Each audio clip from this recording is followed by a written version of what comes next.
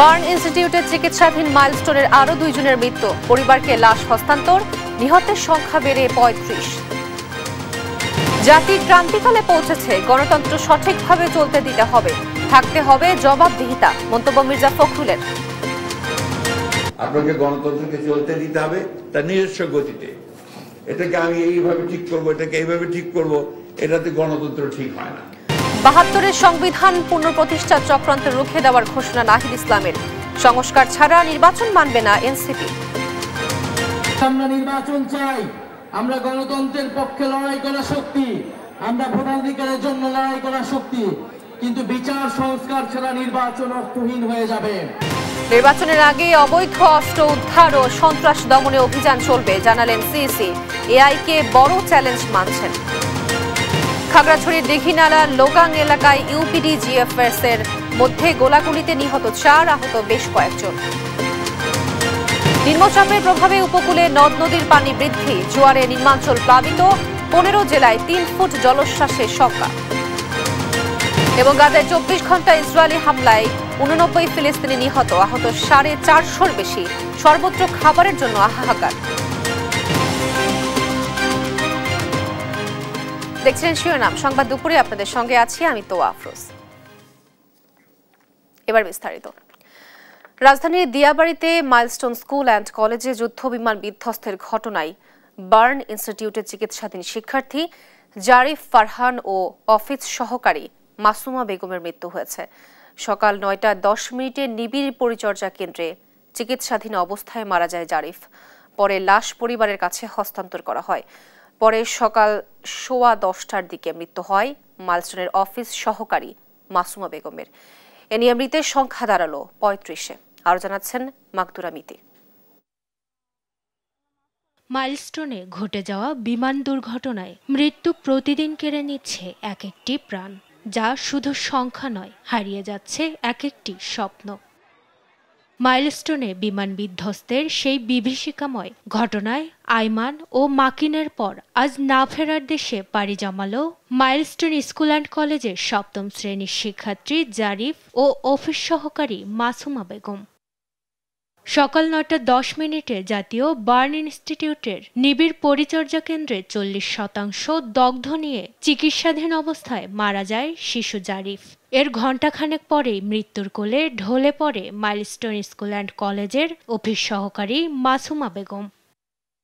মৃত জারিফ তার পরিবারের সঙ্গে উত্তরায় বাস করত। তার গ্রামের বাড়ি রাজবাড়ী জেলায়। অন্যদিকে এক ছেলে ও এক মেয়েকে নিয়ে তুরাগ নয়ানগরের শুক্রভাঙা এলাকায় থাকতেন মাসুমা বেগম। তার গ্রামের বাড়ি ভোলার বোরহানউদ্দিন উপজেলায়। মাকদুরা মিতি, নিউজ ডেস্ক, দেশ টিভি। মাইলস্টোন কলেজে বিমান বিধ্বস্তের পর দেশের বিভিন্ন জায়গায় থেকে ছুটে আসছে মানুষ। নিজ চোখে ঘটনাস্থল দেখে জানাচ্ছিলেন তাদের সহমর্মিতার কথা। আর ভবিষ্যতে এ ধরনের ঘটনা এড়াতে আগে থেকেই সরকারকে প্রস্তুতির কথা জানান বিএনপি যুগ্ম মহাসচিব ও ঢাকা মহানগর দক্ষিণের সভাপতি হাবিব উন নবী খান সোহেল। সহকর্মী মোহাম্মদ আলাউদ্দিনের প্রতিবেদন, জানাচ্ছেন ইউসুফ ভুইয়া। উত্তরা মাইলস্টোন কলেজ বিমান বিধ্বস্তের পর ক্যাম্পাসটি যেন এখন বিনোদন কেন্দ্র। প্রতিদিনের মতো শনিবারও ঢাকা সহ আশেপাশের জেলা থেকে মানুষ আসছে দুর্ঘটনাস্থল দেখতে। সরাসরি ঘটনাস্থল দেখে জানান তাদের সহমর্মিতার কথা। বলেন, এমন হৃদয় বিদারক ঘটনায় শোকাহত পুরো জাতি। কি অবস্থা, কি বলবো, ভাষায় প্রকাশ করা যাচ্ছে না, বলার মতো কোনো ভাষা নাই। মর্মাহত অবস্থা দেখে খুব কষ্ট লাগতেছে। সেটা দেখা দেখছি তখন আর বেশি খারাপ লাগছে। প্লেস না করাই ভালো, এটাই আমাদের অভিভাবক হিসেবে প্রত্যাশা সরকারের কাছে। এদিকে যে কোনো দুর্ঘটনার পর কর্তৃপক্ষের টনক নড়ে জানিয়ে বিএনপির যুগ্ম মহাসচিব ও ঢাকা মহানগর দক্ষিণের সভাপতি হাবিবুন নবী খান সোহেল বলেন, ভবিষ্যতে এই ধরনের ঘটনা এড়াতে আগে থেকেই প্রস্তুতি রাখতে হবে সরকারকে।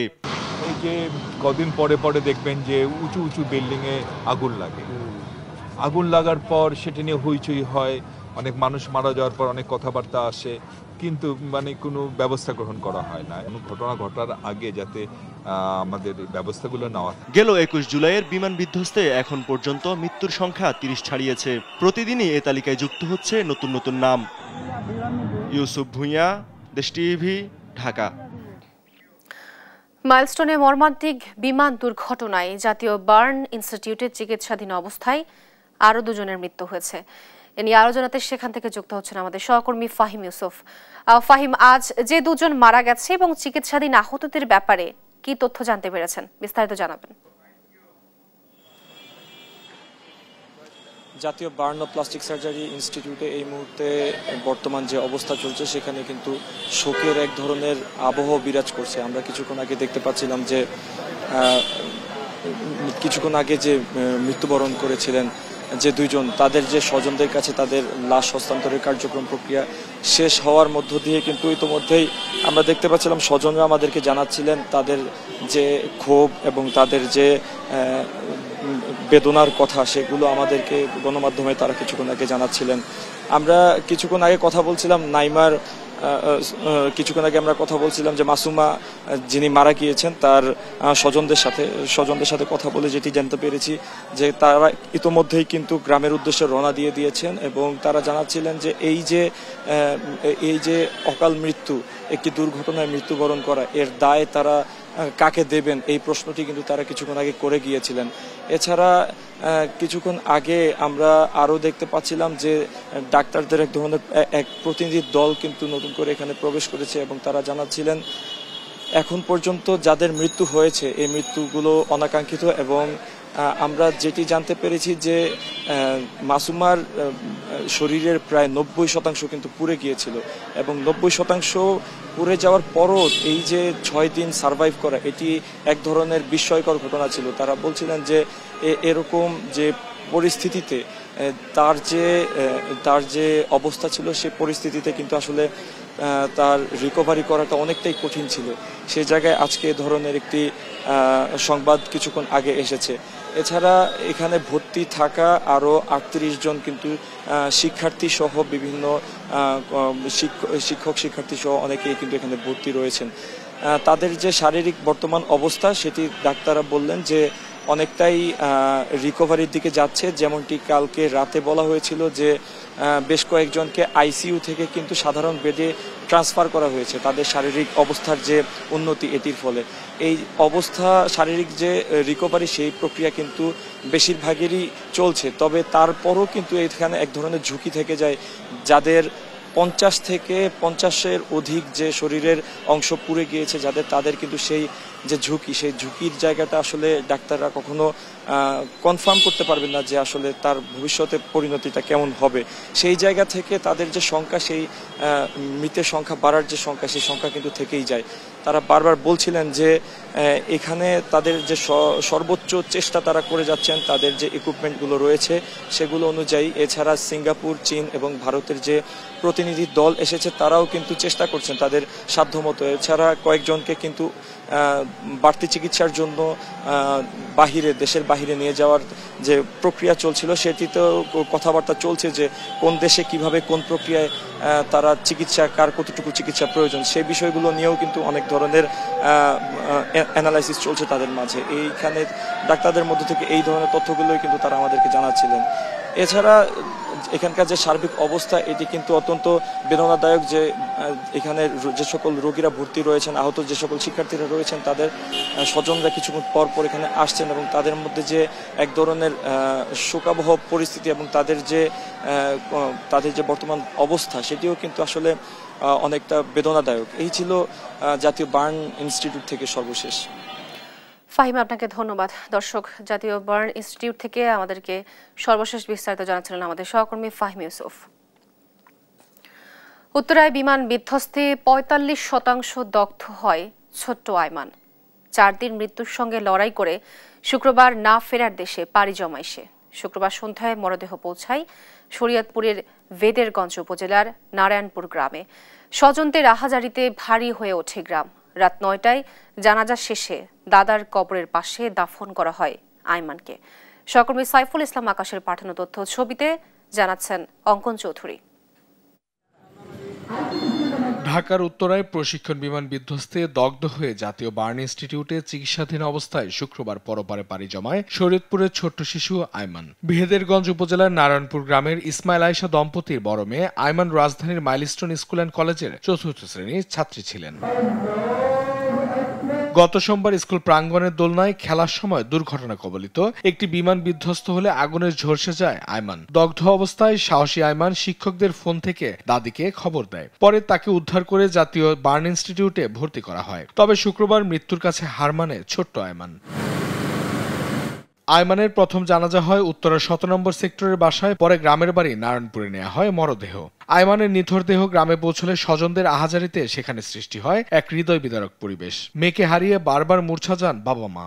জানাজা শেষে পারিবারিক কবরস্থানে দাদার কবরের পাশে চিরনিদ্রায় শায়িত হন ছোট্ট আয়মান। লাস্টবারও বলছিল আব্বু আমাদের বাসায় ঢাকায় যাও, আর ঢাকায় যাওয়া হয়নি। ক্লাস শেষে দোলনায় দোল খেতেছিল, তখন উপরে থেকে দেখলো যে বিমান নিচ দিকে পড়তেছে, তো ও মুখ ধরে দৌড় দিছে। তখন বিমান ক্র্যাশ হওয়ার সাথে সাথে বিমানের ফুয়েলগুলো আর পিছন এবং পাটা সব ঝলসে গেছে। উপজেলা প্রশাসকের পক্ষ থেকে পরিবারের সঙ্গে যোগাযোগ করা হয়েছে এবং সব ধরনের সহযোগিতার আশ্বাস দিয়েছেন উপজেলা নির্বাহী কর্মকর্তা। আমাদের জেলা প্রশাসক স্যারের, এসপি মহোদয়ের এবং আমাদের প্রত্যেকের শোকবার্তা আমরা পৌঁছেছি তাদের কাছে, এবং যে কোনো প্রয়োজনে আমাদের উপজেলা প্রশাসন এই পরিবারের পাশে থাকবে এবং আছে।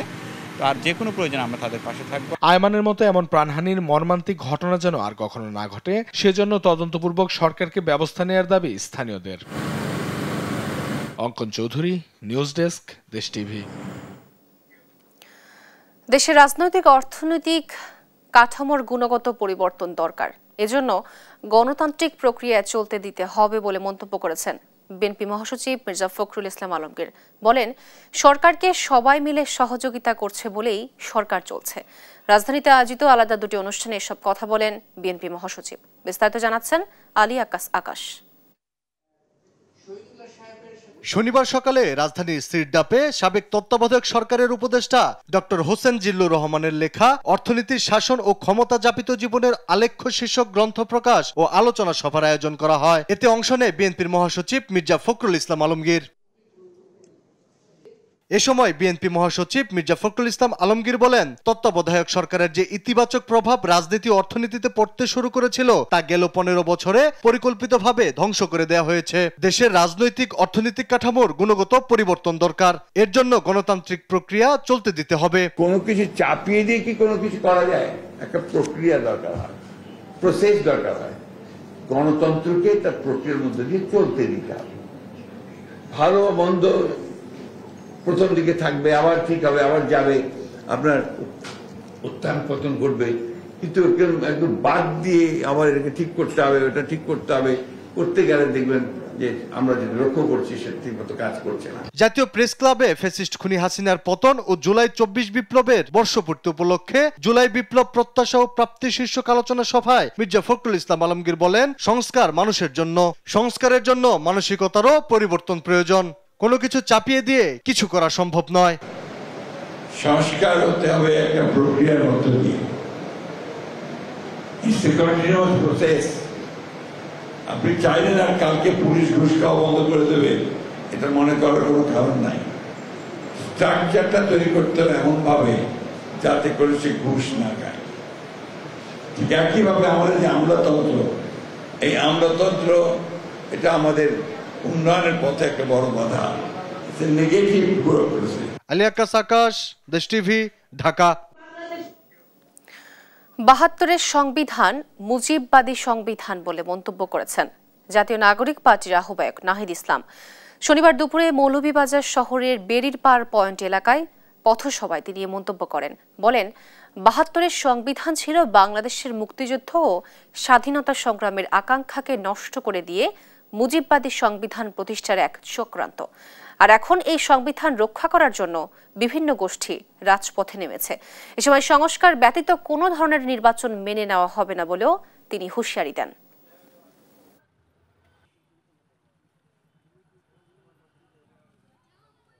৭২-এর সংবিধানকে রক্ষা করার জন্য বিভিন্ন গোষ্ঠী রাজপথে নেমেছে। ৭২-এর সংবিধান ছিল বাংলাদেশের মুক্তিযুদ্ধকে, বাংলাদেশের স্বাধীনতা সংগ্রামের আকাঙ্ক্ষাকে নষ্ট করে দিয়ে মুজিববাদী সংবিধান প্রতিষ্ঠা করার চক্রান্ত। আমরা সেই চক্রান্তের ভিতরে গত ৫৪ বছর ছিলাম, কিন্তু জুলাই গণ অভ্যুত্থানের মাধ্যমে আমরা সেই চক্রান্ত থেকে বের হতে চাই। কিন্তু বিচার সংস্কার ছাড়া নির্বাচন অর্থহীন হয়ে যাবে। এই নির্বাচনকে জনগণ গ্রহণ করবে না। জুলাই পদযাত্রার অংশ হিসেবে মৌলভীবাজারে পথসভা শেষ করে এখন কিশোরগঞ্জে যাচ্ছেন জাতীয় নাগরিক পার্টি এনসিপি নেতারা। সেখানকার পরিস্থিতি জানাতে সরাসরি যুক্ত হচ্ছেন আমাদের সহকর্মী তোফায়েল আহমেদ। তোফায়েল, স্থানীয় নেতাকর্মীদের উচ্ছ্বাস কেমন দেখছেন এবং পদযাত্রা ঘিরে সেখানকার সর্বশেষ পরিস্থিতি কি জানাবেন? জি ধন্যবাদ। তো আসলে আপনি যেমনটি বলছিলেন, সারা বাংলাদেশের যে এনসিপির কর্মসূচির অংশ হিসেবে কিন্তু কিশোরগঞ্জে কিন্তু আজকে যে জুলাই পদযাত্রার যে কর্মসূচি সেটি কিন্তু আজ অনুষ্ঠিত হয়েছে। বিকাল 5টায় আমি এখন যেখানে দাঁড়িয়ে আছি কিশোরগঞ্জ জেলার যে পুরানতানা যে এলাকাটা রয়েছে সেখানে আমি দাঁড়িয়ে রয়েছি এবং এখানেই কিন্তু যে কেন্দ্রীয় যে নেতারা রয়েছেন তারা কিন্তু এখানে একটি সংক্ষিপ্ত সমাবেশের মাধ্যমে এখানে কিন্তু যেই এনসিপির যে আজকের যে কর্মসূচি শেষ করবেন না। তো আমরা আসলে এনসিপির এই কর্মসূচিকে ঘিরে কিন্তু কিশোরগঞ্জ জেলার যে আইন শৃঙ্খলা পরিস্থিতির কথা যদি আপনাদেরকে বলি, সেখানে কিন্তু ব্যাপক নিরাপত্তার ব্যবস্থা কিন্তু বাড়ানো হয়েছে এবং আমরা আসলে এখানকার নেতাকর্মীদের সাথে সকাল থেকে কথা বলেছিলাম। তারা আসলে তাদের ভিতরে কিন্তু একটি আজকের এই কর্মসূচি ঘিরে কিন্তু একটি ব্যাপক উৎসাহ উদ্দীপনা কিন্তু দেখা দিয়েছে। আর আমরা আসলে এই জুলাই পরবর্তী সময়ে কিন্তু যে এনসিপির যে কেন্দ্রীয় নেতারা যারা জুলাই যোদ্ধা হিসেবে যারা আসলে সারা দেশে কিন্তু সুনামের সাথে করেছে, তারা কিন্তু এই কিশোরগঞ্জে প্রথমবারের মতো কিন্তু আসবে। আমরা আসলে আজকে একজনের সাথে আমরা একটু কথা বলতে চাই যে এখানকার যে এনসিপির যে সংগঠক যে কিশোরগঞ্জ জেলার ফয়সাল প্রিন্স, তিনি আসলে তার কাছ থেকে আমরা আসলে জানবো যে আসলে তাদের আজকের এই প্রোগ্রামটাকে ঘিরে আসলে কেমন পরিস্থিতি। তো আজকের এই প্রোগ্রাম ঘিরে আপনাদের প্রস্তুতি কি, আর কোনো ধরনের নিরাপত্তার কোনো জি আসসালামু আলাইকুম।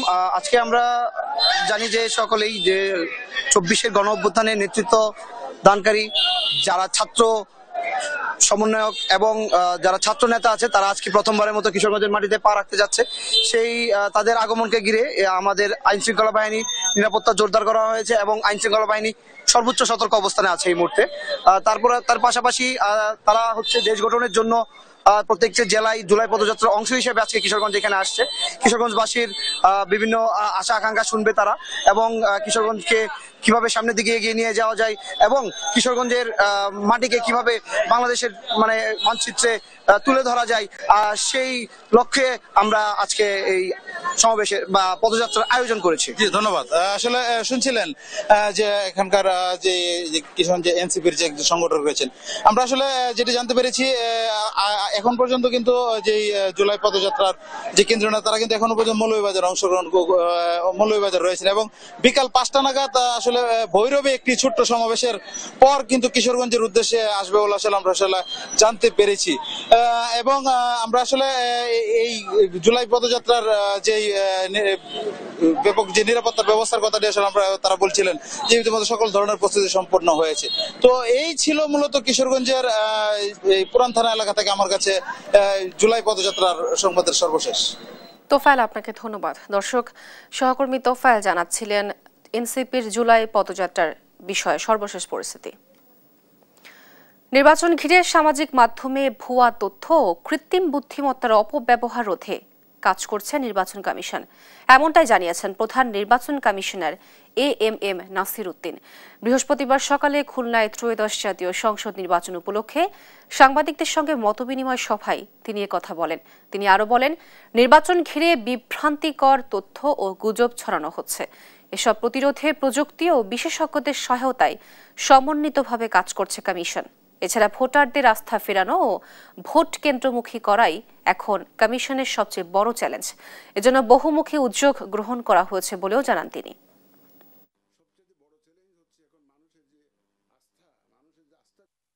সবচেয়ে বড় চ্যালেঞ্জ হচ্ছে এখন মানুষের যে আস্থা ফিরিয়ে আনা নির্বাচন ব্যবস্থা, নির্বাচন কমিশন, নির্বাচন ব্যবস্থার উপরে মানুষের যে আস্থা ফিরিয়ে আনা, এটা একটা বড় চ্যালেঞ্জ আমাদের জন্য, সবচেয়ে বড় চ্যালেঞ্জ এটা। কিন্তু 2 নম্বর চ্যালেঞ্জ হচ্ছে ভোটারদেরকে ভোট কেন্দ্র। স্থানীয় পর্যবেক্ষক সংস্থা চেয়ে বিজ্ঞপ্তি জারি করেছে নির্বাচন কমিশন। এতে বলা হয়, আগামী 10 আগস্টের মধ্যে ইসির সিনিয়র সচিব বরাবর আবেদন করতে হবে। দ্বাদশ জাতীয় সংসদ নির্বাচনের আগে নিবন্ধিত 96টি স্থানীয় নির্বাচন পর্যবেক্ষক সংস্থা নিবন্ধন নির্বাচন পর্যবেক্ষণ নীতিমালা 2025-এর ধারা 16 মোতাবেক স্বয়ংক্রিয়ভাবে বাতিল করা হয়েছে। নির্বাচন পর্যবেক্ষণ নীতিমালা 2025 অনুসারে পর্যবেক্ষক সংস্থা হিসেবে নিবন্ধনে আগ্রহী যোগ্যতা সম্পন্ন বেসরকারি সংস্থাসমূহের কাছ থেকে দরখাস্ত আহ্বান করা হবে। এছাড়াও নিবন্ধনে আগ্রহী সংস্থাসমূহকে আগামী 10 আগস্ট বিকেল 5টার মধ্যে নির্ধারিত ফরমে করতে হবে আবেদন।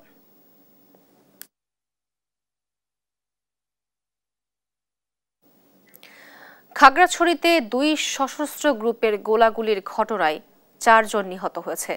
শনিবার শুক্রবার রাতে জেলার দীঘিনালার দুর্গম নারায়ছড়ি এলাকায় ইউপিডিএফ ও জেএসএস এর কর্মীদের মধ্যে সংঘর্ষের ঘটনায় এ হত্যাকাণ্ড হয়। পরে এ ঘটনার সত্যতা নিশ্চিত করে দীঘিনালা থাকার ভারপ্রাপ্ত কর্মকর্তা নুরুল হক জানান, আঞ্চলিক সংগঠন দুটির আধিপত্যকে কেন্দ্র করে এই সংঘর্ষ। এলাকায় অত্যন্ত দুর্গম, সেখানে পৌঁছানো সম্ভব নয়। এখন পর্যন্ত তারা মুখোমুখি অবস্থানে আছে বলেও তিনি জানান। চারজন নিহত। ও, এটা কি দুর্গম এরিয়া না ভাইয়া? জি, খুবই দুর্গম এরিয়া, খুবই রিমোট এরিয়া। সেখানে ওটা আঞ্চলিক সংগঠন আধিপত্য বিস্তারকে কেন্দ্র করে এটা ঘটনা ঘটেছে। আপনারা এই স্পটে যেতে পারছেন না কেন? আমরা সেখানে দুর্গম এরিয়া এবং দুই পক্ষ এখনো মুখোমুখি অবস্থানে, যে কোনো সময় আবারও লাগতে পারে। খাগড়াছড়িতে 2 সশস্ত্র গ্রুপের গোলাগুলির ঘটনায় 4 জন নিহত হয়েছে। এ বিষয়ে আরো জানাতে খাগড়াছড়ি থেকে সরাসরি যুক্ত হচ্ছেন আমাদের সহকর্মী অপু দত্ত। অপু, সর্বশেষ পরিস্থিতি কি সেখানকার, বিস্তারিত জানাবেন, এবং গোলাগুলির ঘটনা কি এখনো চলমান রয়েছে কিনা বিস্তারিত জানাবেন। তো আপনাকে ধন্যবাদ। আপনাকে প্রথমে বলি যে ঘটনাস্থলটির কথা বলা হচ্ছে নারায়ছড়ি, এটি মূলত খাগড়াছড়ির দীঘিনালা উপজেলা থেকে প্রায় 65 কিলোমিটার দূরের সীমান্তবর্তী এলাকা। আমরা যতদূর জেনেছি যে নারায়ছড়ি বিওপি থেকে দক্ষিণ পূর্ব কোণের আরো 3 কিলোমিটার দূরে যে জোড়া সিন্ধু কারবারি পাড়া এলাকা আছে, ঠিক ওখানে আসলে গতকাল রাত 8টা নাগাদ এই ঘটনা ঘটেছে। এখানে মূলত United People's Democratic Front UPDF মূল দল এবং সন্তু লারবার নেতৃত্বাধীন পার্বত্য চট্টগ্রাম জনসংহতি সমিতির মধ্যেই আধিপত্য বিস্তার নিয়ে ঘটনা ঘটেছে বলে আমরা জানতে পেরেছি। পুলিশ সূত্রে যেটা বলেছেন যে গতকাল রাত 8টা থেকে প্রায় 2 থেকে 250 রাউন্ড গোলাগুলি হয়েছে উভয়ের মধ্যে। এর মধ্যে বলা হচ্ছে যে 3 থেকে 4 জন এই ঘটনায় মারা গেছে, তবে তারা কোন পক্ষে এবং তাদের পরিচয় কি সে বিষয়ে তাদের কাছে কোনো তথ্য জানাতে পারেনি। এবং ঘটনাস্থল এতটাই দুর্গম, সেখানে আসলে পুলিশের পক্ষেও আসলে যাওয়া কোনোভাবেই সম্ভব নয় বলে পুলিশের পক্ষ থেকে আমাদেরকে জানিয়েছে। আমি ইউনাইটেড পিপলস ডেমোক্রেটিক ফ্রন্টের যিনি মুখপাত্র অঙ্গ বার্মার সাথে কথা বলেছি, তিনি যেটি জানিয়েছেন যে গোলাগুলি কিংবা হত্যার যে ঘটনাটি সে পূর্বে আসলে একটি সম্পূর্ণ মিথ্যা এবং গুজব। তিনি এটি মূলত পার্বত্য চট্টগ্রামের পরিস্থিতিকে ভিন্নঘাতে প্রভাবিত করার জন্য এরকম কোন একটা ঘটনা সাজানো হয়েছে বলে তিনি অভিযোগ করেছেন। ইতিমধ্যে এই সংক্রান্ত একটি বিবৃতি তিনি সংবাদ মাধ্যমে প্রকাশ করেছেন। আপনাদের জানিয়ে রাখি যে পাহাড়ের যে আঞ্চলিক দলগুলো আছে তার মধ্যে ইউপিডিএফ জেএসএস এর মধ্যে দীর্ঘদিন ধরে এরকম গোলাগুলি হয়ে আসছে। 2016 সাল পর্যন্ত প্রায় 1000-এর বেশি এই গোলাগুলিতে মারা গেছে। তবে যে 4 জন নিহতের খবর পাওয়া যাচ্ছে তাদের আসলে কোনো পরিচয় কিংবা সেখানে কোন রকম কোনোভাবে পুলিশের পক্ষে যাওয়া সম্ভব নয়, এতটুকু নিশ্চিত করে বলা যেতে পারে। তো এই ছিল আসলে নারায়ছড়ি ঘটনার সর্বশেষ। দর্শক, খাগড়াছড়িতে 2 সশস্ত্র গ্রুপের গোলাগুলির ঘটনায় 4 জন নিহত হয়েছে। এই বিষয়ে বিস্তারিত জানাচ্ছিলেন আমাদের সহকর্মী অপু দত্ত। পুলিশের সঙ্গে কোনো রাজনৈতিক দলের বিভেদ থাকতে পারে না বলে মন্তব্য করেন স্বরাষ্ট্র উপদেষ্টা লেফটেন্যান্ট জেনারেল অবসরপ্রাপ্ত মোহাম্মদ জাহাঙ্গীর আলম চৌধুরী। শনিবার নারায়ণগঞ্জ জেলা পুলিশ লাইন্স পরিদর্শন শেষে তিনি এ মন্তব্য করেন। তিনি জানান, জুলাই গণঅভ্যুত্থানের মামলাগুলোতে উদ্দেশ্যপ্রণোদিতভাবে নিরপরাধ আসামি করা হয়েছে, এমন অভিযোগ থাকায় তদন্ত বিলম্বিত হচ্ছে। সুষ্ঠু তদন্ত শেষে নির্ভরযোগ্য অভিযোগপত্র দেওয়া হবে। এছাড়া আগামী নির্বাচনের আগে জুলাই আন্দোলনের সময় লুট হওয়া অস্ত্র সহ সব অবৈধ অস্ত্র উদ্ধারে সরকারকে আরও গুরুত্ব দেওয়ার পরামর্শ দেন তিনি। র্যাব 11 কার্যালয় পরিদর্শন শেষে সাংবাদিকদের এক প্রশ্নে স্বরাষ্ট্র উপদেষ্টা বলেন, যদি কোনো বাংলাদেশি অবৈধভাবে ভারতে থাকেন তবে সঠিক প্রক্রিয়ায় বাংলাদেশ তাদের গ্রহণ করবে, তবে রোহিঙ্গা শরণার্থীদের বাংলাদেশে গ্রহণ করবে না। আমরা সব অস্ত্রগুলি এখনো উদ্ধার করতে পারি নাই।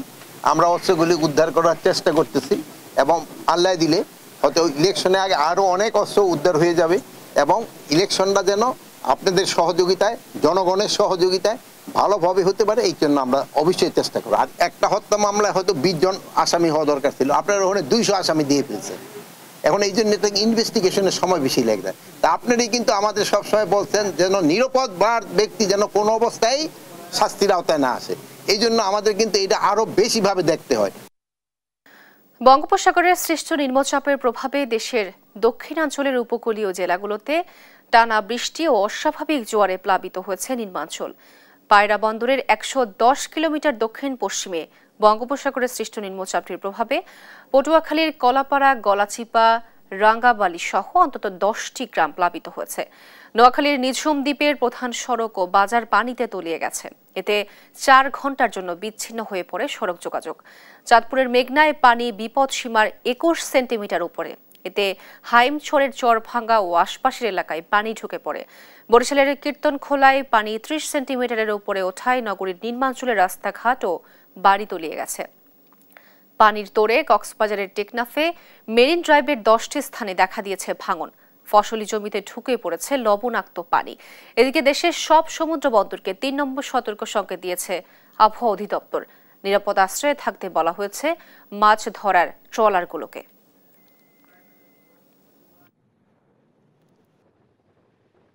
গতকাল থেকে আসলে নিম্নচাপটা আরো বেড়েছে সমুদ্র বন্দরে। তো আবহাওয়া অফিস থেকে 3 নম্বর সতর্কতা সংকেত দেখাতে বলা হয়েছে। তো আমরা লাইফ গার্ড এবং বিস্কটের পক্ষ থেকে আমরা লাইফ বিচে আমাদের দায়িত্ব ছিল যাতে টুরিস্টরা যাতে মানে বিপদে না পড়ে। তো আমরা লাইফ গার্ডরা সকাল 7টা থেকে সূর্যাস্ত পর্যন্ত আমরা চেষ্টা করতেছি লাইফ গার্ড যাতে টুরিস্টরা এসে যেন বিপদে না পড়ে। দর্শক, কুয়াকাটা থেকে আবহাওয়ার সার্বিক পরিস্থিতি জানাতে আমাদের যুক্ত হচ্ছেন আমাদের সাথে আমাদের সহকর্মী শাহাবুদ্দিন শিহাব। শিহাব, কেমন দেখছেন সমুদ্র উপকূলের পরিস্থিতি, বিস্তারিত জানাবেন। জি দোয়া, আপনাকে ধন্যবাদ। বঙ্গোপসাগরে যে লঘুচাপের কারণে সৃষ্টি হওয়া যে নিম্নচাপ, সেই নিম্নচাপের প্রভাব কিন্তু ইতিমধ্যে কাটতে শুরু করেছে এবং সমুদ্র সৈকত সকাল থেকে উত্তাল ছিল। বর্তমানে সমুদ্র সৈকত কিন্তু কিছুটা উত্তাল কিন্তু কমে।